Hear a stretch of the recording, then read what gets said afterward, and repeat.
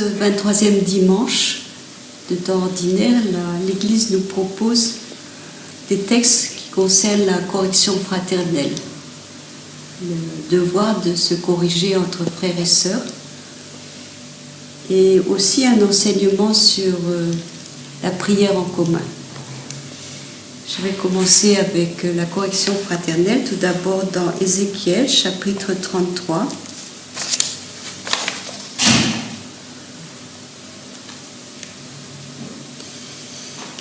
Versets 7 à 9. Alors. Là. Versets 7 à 9.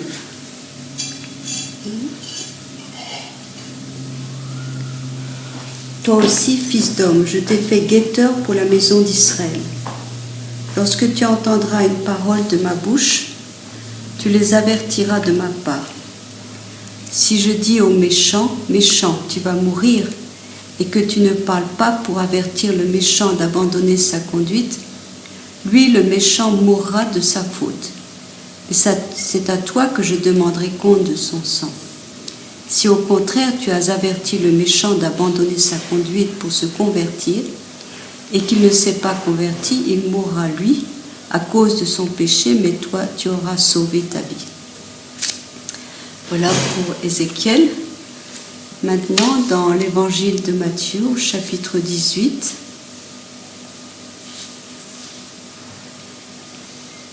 versets 15 à 17.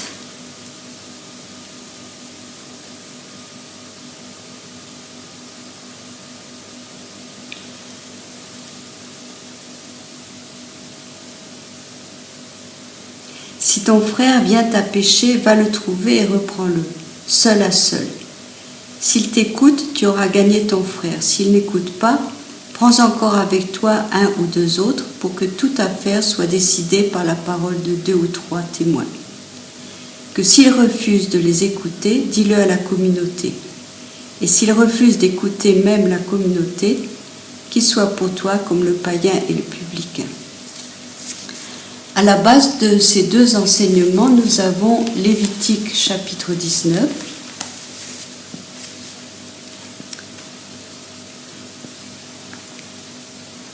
au verset 17.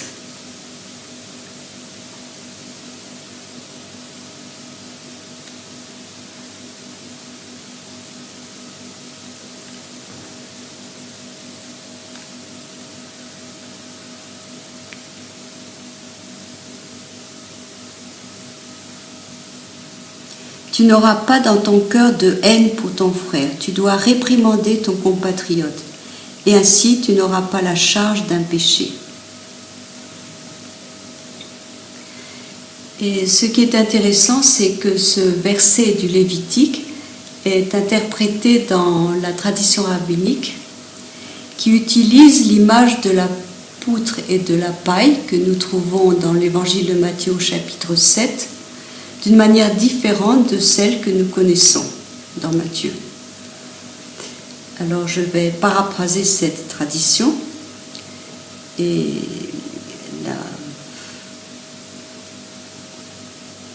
le commentaire dit ceci en gros: tu dois réprimander ton frère, mais ton frère ou ta sœur ne reçoivent pas toujours ta réprimande.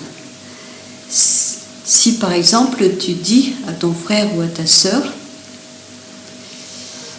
très gentiment, avec amour, enlève la paille qui est dans ton œil, eh bien il se peut que ton frère ou ta sœur va répondre d'une manière brutale: dis donc, tu ne t'es pas regardé, enlève d'abord la poutre qui est dans la tienne, dans ton œil à toi.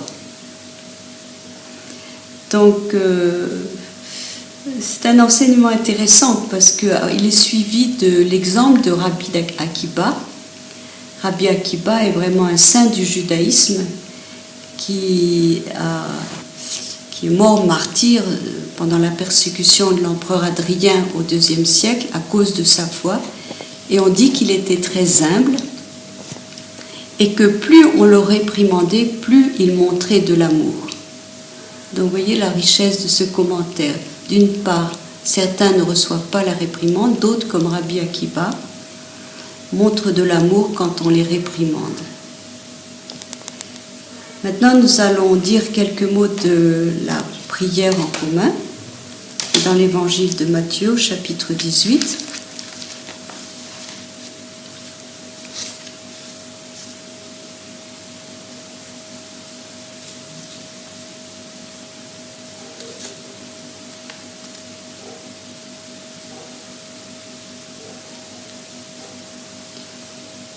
De même, je vous le dis, en vérité, si 2 d'entre vous, sur la terre, unissent leur voix pour demander quoi que ce soit, cela leur sera donné par mon Père qui est dans les cieux. Que 2 ou 3, en effet, soient réunis en mon nom, je suis là au milieu d'eux. De nouveau, la tradition rabbinique, dans le traité des pères de la Mishnah, dit ceci. Lorsque 10, et on descend jusqu'à 5, 3, 2 et même 1, sont assis pour s'occuper ensemble de la Torah, la présence de Dieu repose sur eux. Écoutons bien les résonances. Jésus dit, lorsque 2 ou 3 sont réunis en mon nom. La tradition rabbinique, lorsque 10, 5, 3 sont réunis autour de la Torah. C'est une manière très délicate de la part de Matthieu, la bouche même de Jésus, de nous dire que Jésus est Torah vivante, Torah incarnée. Qu'il accomplit la Torah sans l'abolir, bien sûr, mais qu'il la mène jusqu'au bout.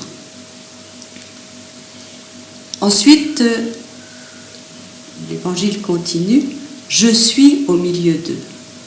Et la tradition du traité des pères de la Mishnah,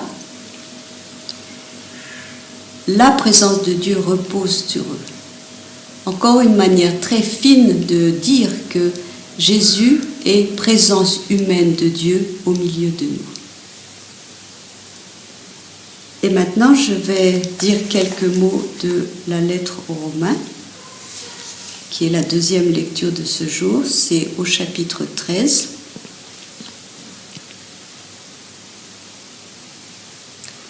N'ayez de dette envers personne, sinon celle de l'amour mutuel.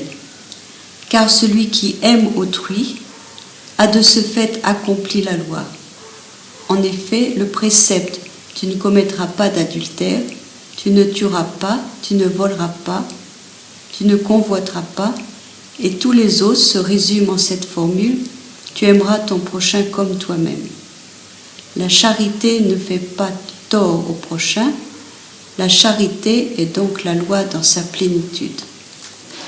Là encore, nous avons « tu aimeras ton prochain comme toi-même » que nous trouvons de nouveau en Lévitique 19.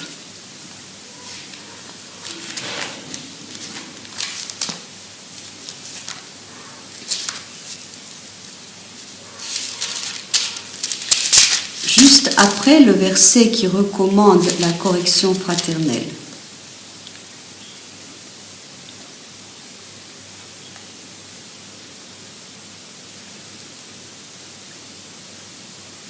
Tu n'auras pas de haine dans ton cœur pour ton frère, tu dois réprimander ton compatriote, et ainsi tu n'auras pas la charge d'un péché.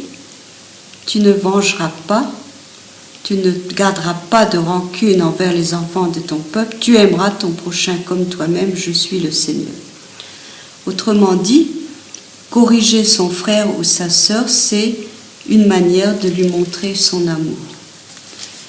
Et nous pouvons conclure en voyant dans ces textes une invitation à oser avoir le courage de corriger son frère et sa sœur, mais en vérifiant d'abord que la motivation de la correction est bien l'amour, et d'autre part de recevoir la correction de son frère ou de sa sœur comme une preuve d'amour et aussi comme une invitation à l'en aimer davantage. Et ce sera notre manière d'accomplir la loi et de permettre à la présence de Dieu de demeurer au milieu de nous.